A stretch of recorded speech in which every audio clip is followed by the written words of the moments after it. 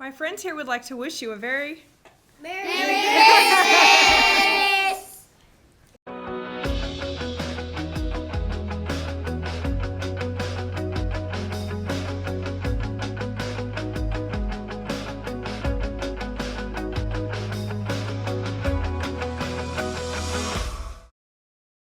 The Hamlet Police Department made one family's Christmas a little merrier Monday morning. The department, with the help of Richmond County Schools, adopted a local family to provide presents and needed household items. The gifts were set up in the Hamlet City Council chamber at 11 a.m. when Tammy Miller walked in with her grandchildren, 10-year-old Zariah Jordan and 14-year-old Desan Boone. Miller and her husband Charles gained custody of the kids several years ago after they were abandoned by their mother in Kentucky, she said. Their household also includes a disabled adult son. The table featured several wrapped presents in addition to unwrapped household items including deodorant, body wash, dish soap, paper towels, and a Christmas turkey. Miller allowed the children to open one gift each. Desan got a pack of pencils and Zariah an LOL surprise doll. The rest would have to wait until Christmas. The staff of both City Hall and the Water Department also chipped in to help buy the gifts. The Rockingham Police Department also held their shop with a cop on Friday. 4 Hamlet police officers are credited for helping another family avoid a holiday tragedy earlier Monday morning. Corporal Kevin Viana filling out paperwork about to get off shift when he responded to a cardiac arrest call at a home on 2nd Street along with Sergeant Charles Talley, Sergeant Amanda Reagan, and Patrolman Jacqueline Brown. When they arrived, officers say the victim, a 70-year-old woman, was being administered CPR by her son. While the other officers took turn giving chest compressions and speaking with family members, Brown comforted a small child in the other room. When EMS arrived, the woman had regained a pulse and she was taken to First Health Moore Regional Hospital. For more than a decade, the Lambeth family of Triple L Farms has been hosting a community Christmas party at the Old Derby General Store. The tradition continues Saturday night with food and entertainment. The table featured chopped pork barbecue, chicken and dumplings, country ham and ham biscuits, and a variety of desserts. After eating, the small crowd gathered at the back of the store near a cast iron wood heater as John Webb and Ted Lathan performed several holiday tunes on guitar, including Rudolph the Red-Nosed Reindeer, Elvis Presley's Blue Christmas, and Alabama's Christmas in Dixie. Marshall Lamas said although the crowd has gotten smaller over the years, they plan to carry on the tradition as long as they can. Candidates for the Richmond County Board of Commissioners will face off in their respective parties' primaries in March. When filing for the 2020 election closed at noon on Friday, there were 9 candidates on the list.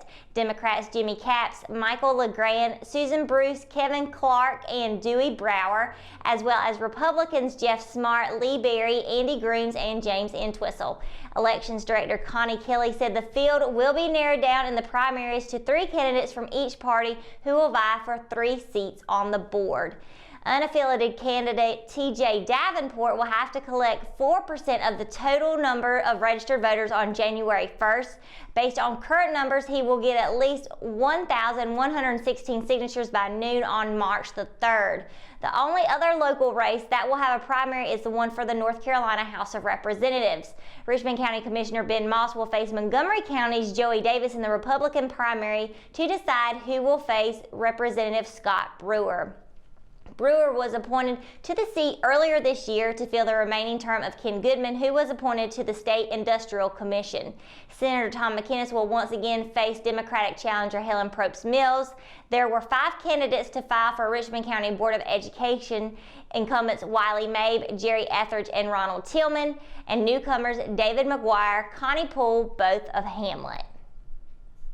After weeks of promotion, Hamlet native Wayne Goodwin, current state Democratic Party chairman, filed to run again as state insurance commissioner, a position he previously held for 2 consecutive terms. Register of Deeds Linda Douglas has no opposition in the upcoming race. When we return, we've got your Live at 5 weather report. It's coming up right after the break, so stay tuned. McNair Auto Sales is the place to buy your pre-owned car, truck, or van. To be the best, it takes big selection, friendly staff, and great pricing. We guarantee a no-hassle buying experience, and financing is available right on site. So come see us today. We're located at 1026 East Broad Avenue in Rockingham. And remember, with over 40 years of experience, you know McNair is the name you can trust. Locally owned and operated, Fifth Dimension is a place you'll want to check out. Whether you need vape supplies, signs, business cards, decals, or your chakras aligned, we have you covered. Our in-house print shop has quick turnaround time and is open 7 days a week. We offer a wide range of products including natural stones, herbs, pendants, CBD, kratom, and more. Please visit us at 639 East Broad Avenue in Rockingham, North Carolina. That's 639 East Broad Avenue in Rockingham, North Carolina. Your Live at 5 weather report is brought to you by Iconic Wellness CBD, located here in Rockingham. Merry Christmas, everyone. We are on the eve of Christmas Eve today, and we're looking at continuously a wet day today. It's been wet pretty much all morning, afternoon, and it's looking like it's going to be wet in the evening as well. We got a 60% chance of it at 8 o'clock, continuing to fall down with 52 degrees, and only dropping 1 degree at 10 o'clock. 51 with a 40% chance of rain. Showers are continuing to stay around all day. But let's talk about tomorrow, will there be snow in RCO? The answer is no. There will be no snow for Christmas this year. But the good news of that is there will be no rain tomorrow as well. 0% chance of precipitation all across Christmas Eve and Christmas Day, with 64 degrees on Tuesday, Wednesday at 54 for the highs on both days. So unfortunately, I can't promise you any snow for Christmas this year, but I can promise you a dry one at the very least. And let's talk about tomorrow more in detail. With the entire Sand Hills region looking to have sunny skies all day long tomorrow for Christmas Eve. Starting in Fayette, there'll be a high of 63, low of 37. Rayford will be a high of 63, low of 36. Down in Lumberton, about the same, high of 63, low of 38 there. Over in Scotland County, it'd be a high of 64, low of 38. Up in Moore County, it'd be a high of 62, low of 34. Over here in Richmond County with Ellerby, be a high of high of 65, low of 38. Rockham and Hamlet, high of 64, low of 36. Down in Bennettsville, will be a high of 65, and a low of 38. And across the PD in Waysboro, be a high of 65, low of 37. So once again, a dry Christmas Eve tomorrow, as well as Christmas Day. Taking a look at 7-day forecast, it'd be a high of 64, low of 36 for Tuesday. Wednesday, Christmas Day, high of 54, low of 33, partly cloudy skies. Thursday, we're looking at more partly cloudy skies with a high of 65, low of 41, and continuing that trend of partly cloudy skies to be a high of 61, low of 42. Looking over at Saturday, more partly cloudy skies again. Just a great next 7 days, if you ask me. Be a high of 66, a low of 47 on Saturday. Sunday will be mostly cloudy skies with a high of 67, low of 46. And then lastly, Monday, more mostly cloudy skies predicted for Monday. Be a high of 56, low of 40 that day. So it's going to be a little bit chilly on Christmas Eve, Christmas Day for the morning time, but as the day goes on, it will be great. Really good temperatures to be having for Christmas. And for December, I would say this is not too bad. And the rest of the week is looking really, really good. But that's going to do it for your Live at 5 weather report. When we return, we've got your RO Sports Update. The Raider teams have been keeping pretty busy over the Christmas holiday break. We'll talk more about it when we come back from the break. Engineering influences every aspect of our lives, from the cars we drive to the computers we use. Every modern convenience we enjoy is a direct result of the innovative work of engineers and technicians. At Richmond Community College, we are educating the next generation who will be maintaining or improving upon these products and services. Our students work with programmable logic controllers, experiment with solar energy, design and create objects with a 3-dimensional printer, and operate cutting-edge machinery. Students can choose from a number of programs such as mechatronics, welding, mechanical engineering, electronics engineering, electric utility substation and relay technology, and industrial systems. Programs that equip our students with skills for 21st century jobs. Innovative and progressive, Richmond Community College is committed to building a brighter future for its students and the communities it serves in Richmond and Scotland counties. Visit our website today. At Richmond County Hospice, we strive to provide high-quality care to our patients and their families. Whether it's the incredible hospitality at the Haven House or from the comfort of your own home, you can count on Hospice to be there for you. We also offer monthly grief support groups, and our chaplain will be there to hold your hand in prayer. Through our amazing staff and our volunteers, Hospice has made difficult times easier for our community. Call the number on your screen if you feel that you or your loved one may benefit from our services. Richmond County Hospice. Peace, comfort, dignity. Just because school is out for the holiday break doesn't mean that that's an excuse for several of Richmond's athletic programs to take some time off.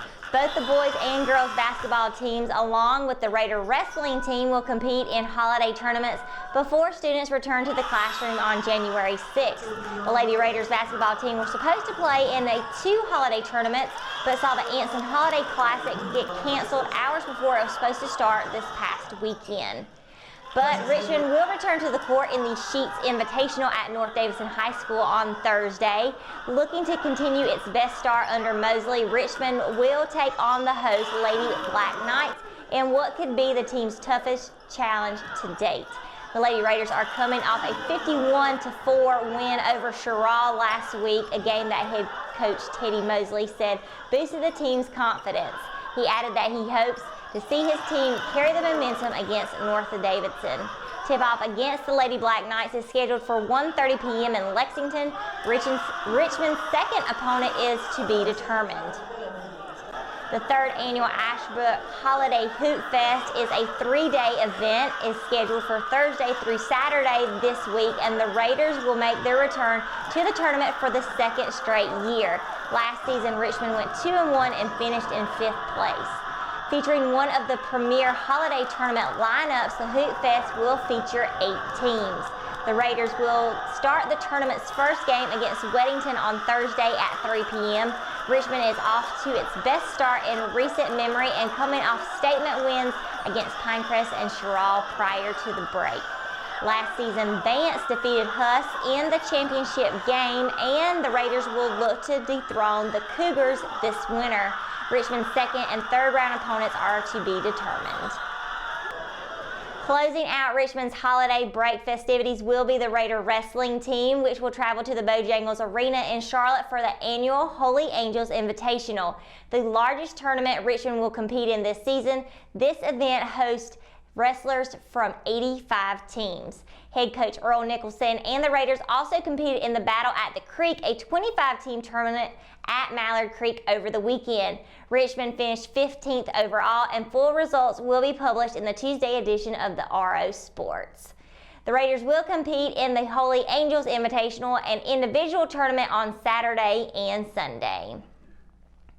And that's going to do it for tonight's edition of Live at 5. For the latest news, sports, and events happening in Richmond County, you can always visit richmondobserver.com or download the free RO app for your mobile devices. And be sure to tune in to our Santa tracker throughout Christmas Eve as we keep you up to date on where Santa is before he arrives in Richmond County. For the Live at 5 crew, I'm Sierra McQueen Fowler. Thanks for watching, and we'll see you on Thursday as the show takes a break for the holiday. Good night and Merry Christmas, Richmond County.